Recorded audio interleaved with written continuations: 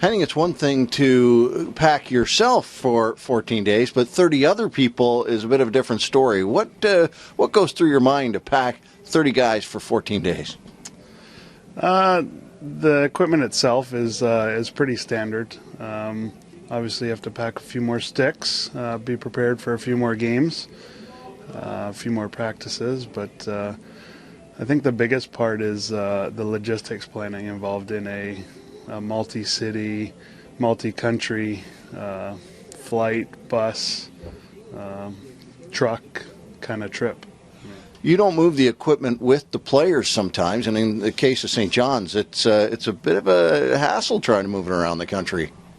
Yeah, you know what? I'm on the phone, emails back and forth right now, trying to plan logistics. First of all, to get our gear to St. John's right now. They're experiencing some weather right now, and some flights are getting canceled, and it's a little tricky getting in there to begin with, and then a whole nother story getting out of there. They this time of year they're using some small aircraft, and they can't accommodate the amount of equipment we travel with. We're around 65, 70 pieces of gear between the players' bags, the medical trunks, the video trunks, stick bags, all our supplies. It all adds up, and trying to get that all in one place at a certain time is proving difficult right now. That's not just getting it from St. John's to Toronto. That's from getting it from St. John's to Des Moines, which may not be a hub. Well, I'm trying to. My first concern right now is getting it out of St. John's and to Toronto, and the plan from there is for our bus to meet us in Toronto when we land and pack that up, and then my assistant Will Burns and I will likely jump on the bus for a 12-hour hot shot to Des Moines, Iowa.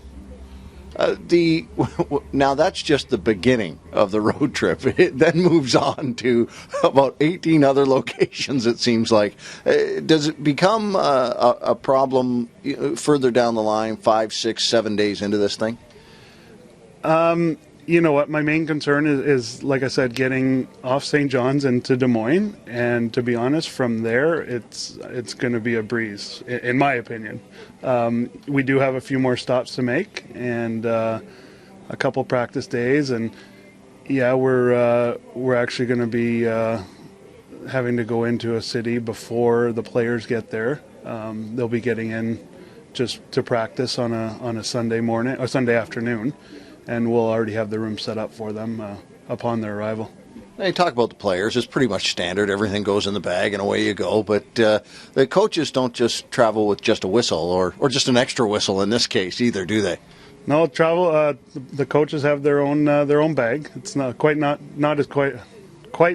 as big as a player bag, but they've got their skates, gloves. They wear shin pads. And then you get into the video part. They travel with a fair size video trunk, a projector screen. There's some pieces to their puzzle as well. Biggest trouble probably the radio gear. Absolutely, always.